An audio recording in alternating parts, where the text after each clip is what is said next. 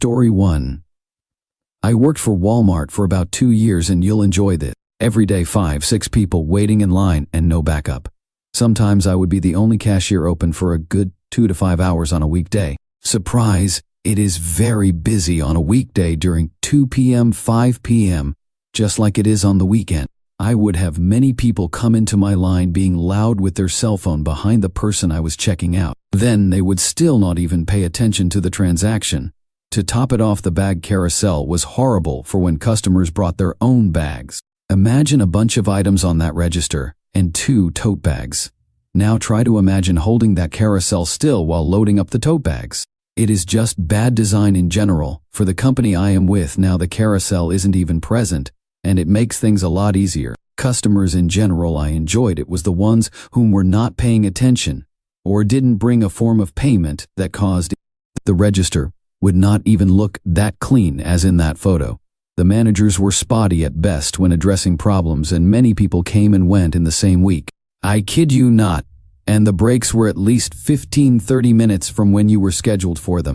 I had many times when I would come in stressed out, and I was surprised I made it for as long as I did.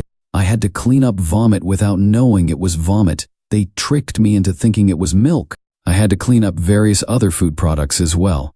I insert this photo for context, as many spills happened on the white floor you see there and in between the lanes themselves. That white floor isn't that clean as you see it in this photograph. It was always full of dirt. It only got cleaned once a week, whereas other places clean more often. The main thing to remember here, folks, is not to let your kid pick up candy from off the floor here. Now on to self-checkouts. Imagine 6 of these all lined up and one control terminal. The scene is absolute chaos. People triggering scales left and right, kids screaming and running all over the place, parents yelling at their kids to insert your guess here, and multiple people waiting in line to get into the self-checkouts.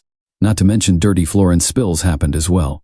The fun part is at midnight when one has to reset the registers, all 6 self-checkouts have to be closed, and the one cashier lane as well for 10 minutes. Surprise, a bunch of people shop at night, a whole lot of them.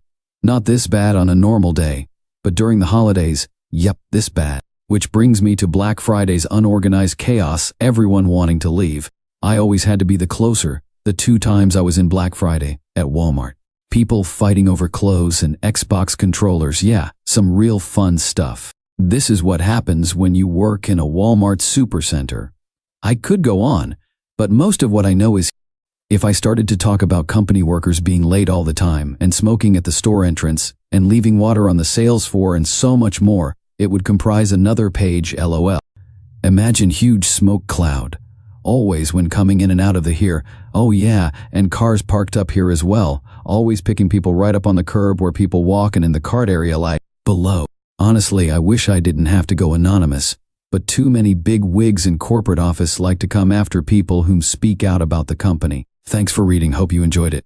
Feel free to share this if you want. Maybe Walmart will actually listen for once and improve the quality of life for those that still work there. Thanks for the fun Walmart, LOL. Story 2. This happened last summer. It was a weekday, a little after 6 a.m. My boyfriend needed something from Walmart and I went with him.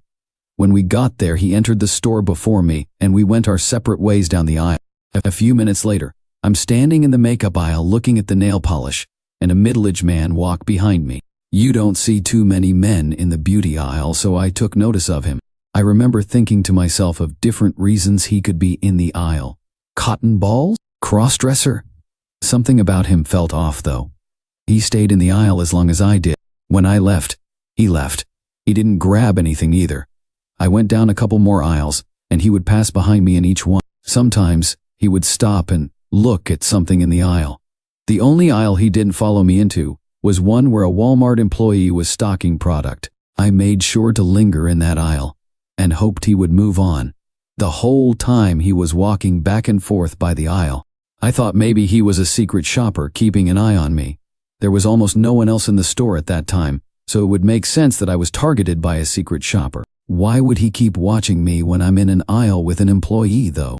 Either way, it was obvious the guy was following me and watching. About 10 minutes later, I ran into my boyfriend as I was heading to a different area of the store. The guy was still following me, and when he saw me stop to talk to my boyfriend, He immediately turned around and turned down the closest aisle. I told my boyfriend the guy was following me, but he also thought it was a secret shopper. I shopped one more aisle before checking out. This time the man didn't follow me. As I was heading to the cash registers, he popped again. He checked out at a different register and wasn't too far behind me as I was walking to my car. I got in my car where my boyfriend was waiting for me.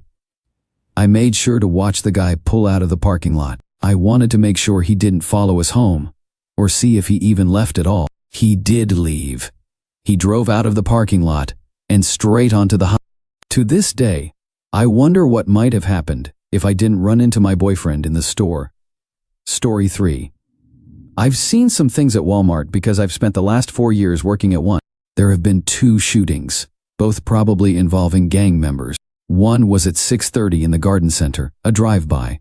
That day I was scheduled to work at 6:30 but was running late, which I am now thankful for. The second shooting was out front and caused us to close down for a few hours while the cops looked for the suspects. First, the cops had everyone stay inside the building as a type of lockdown, until someone relayed that the shooter might have run inside. 2 hours later, employees were ushered into the garden center for an hour to regroup.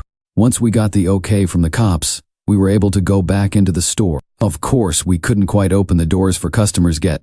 We got a few grumbles from them even after we told them why. There was another lockdown when a customer started a fire in the apparel with a skein of yarn. The fire picked up fast, but didn't turn the sprinklers on before my direct manager ran into the way with an extinguisher. With the ceiling being so high, that gave the fire enough time to grow. That manager was later taken to the hospital for smoke inhalation, which flared up her asthma. No injuries, however. With her help, the fire department was able to put the rest of the fire out in no time. Unfortunately, the store manager opened the store after the fire marshal said, "We shouldn't," until the following day. Another incident I remember was a police chase down the highway, which was only a stoplight away from us. The car crashed into our cart return and the guy tried to escape into our store.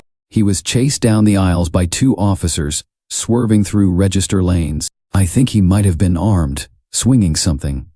Twice, there was a group fight, one starting at our money center. 4 or 5 guys grouping on this one tiny guy. It started in line and was chased around our registers until it was broken up next to our older lady cashier, who was obviously frightened. The second was much like the first, starting at our grocery store, with 2 or 3 guys after another.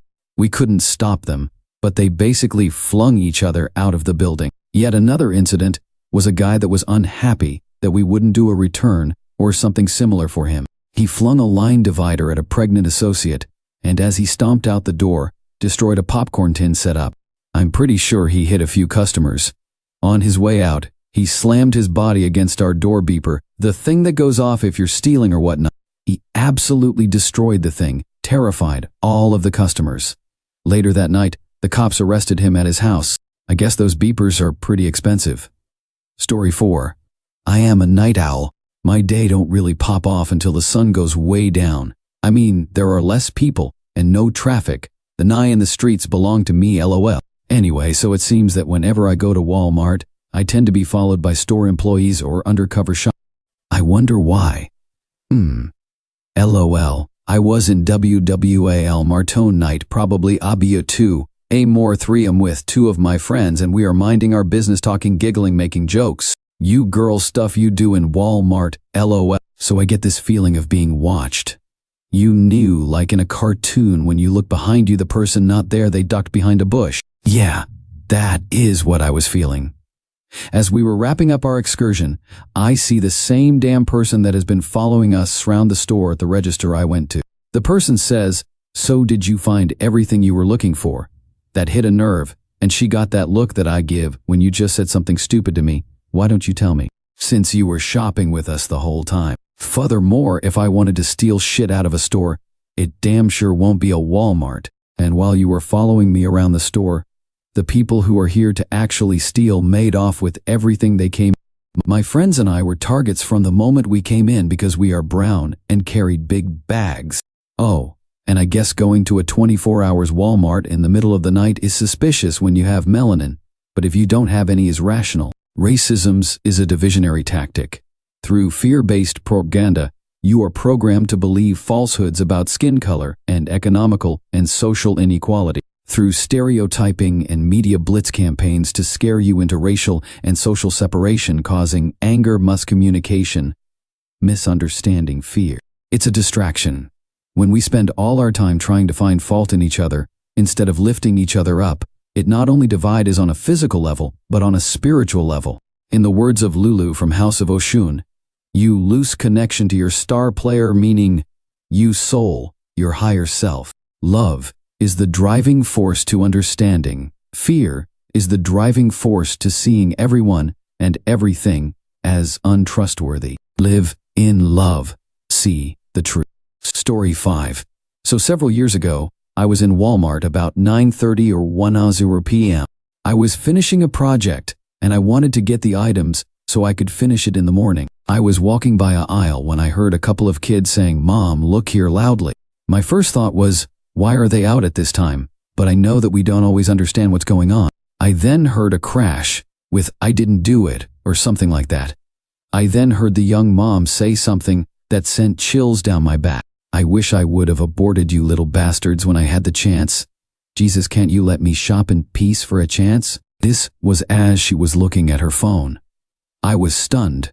I was called all sorts of things as a kid by my very abusive alcoholic father, but never anything like this. I couldn't tell if she was married or not, as I was still stunned. I wanted to say something, but I figured I would get in trouble if I did, as I had no clue what I could or would have. I didn't know who to feel sorry for, her or the kids, or both. I decided on